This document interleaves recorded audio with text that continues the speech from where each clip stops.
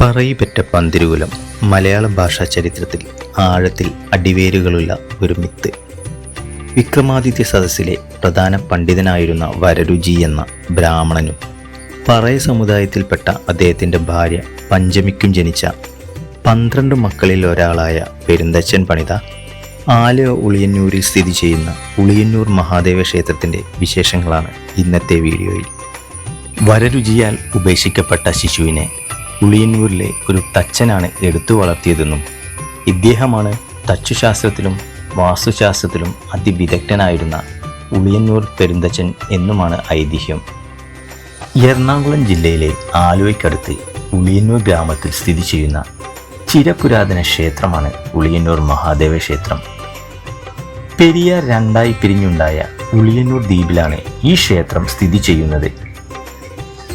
പെരിയാറ്റിൻകരയിലുള്ള ഈ ക്ഷേത്രം പരശുരാമനാൽ പ്രതിഷ്ഠിക്കപ്പെട്ടു എന്ന് ഐതിഹ്യമുള്ള 108 ശിവക്ഷേത്രങ്ങളിൽ ഒന്നാണ്.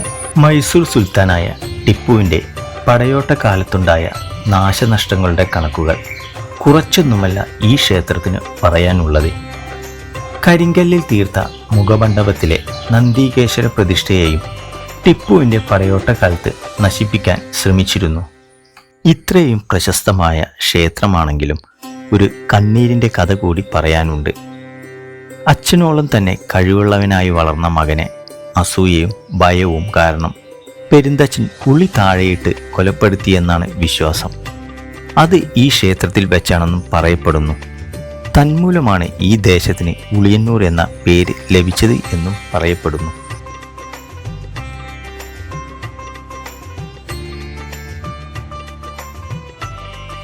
കേരളത്തനിമയിൽ പെരുന്തച്ചൻ നിർമ്മിച്ച ഇവിടത്തെ വൃത്താകൃതിയിലുള്ള 108 കഴുക്കോൽ ഒരു ആരൂഢത്തിനുള്ളിൽ ഉറപ്പിച്ച വട്ടശ്രീകോവിൽ ഇന്നും ഒരു വിസ്മയമായി നിലനിൽക്കുന്നു.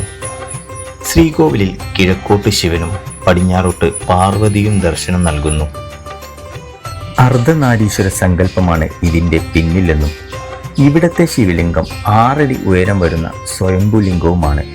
ആയതിനാൽ ചെത്തുമിനുക്കുകളോ അഷ്ടബന്ധ കലശങ്ങളോ നടത്തിയിട്ടുമില്ല.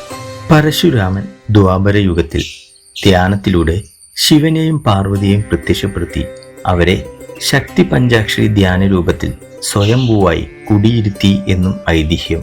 നിത്യേന 5 പൂജകളും 3 ശീവേലികളുമുള്ള ഈ ക്ഷേത്രത്തിൽ രാവിലെ 5 മുതൽ ഉച്ചയ്ക്ക് 12 വരെയും വൈകിട്ട് 5 മുതൽ രാത്രി 8 മണി വരെയും ദർശനമാകാം. ധനുമാസത്തിൽ ചതയനാളിൽ കൊടിയേറി തിരുവാതിര നാളിൽ ആറാട്ടായി 10 ദിവസം നീണ്ടു നിൽക്കുന്ന ഉത്സവമുണ്ട്. കൂടാതെ കുംഭമാസത്തിലെ ശിവരാത്രിയും ഇവിടെ പ്രധാനമാണ്.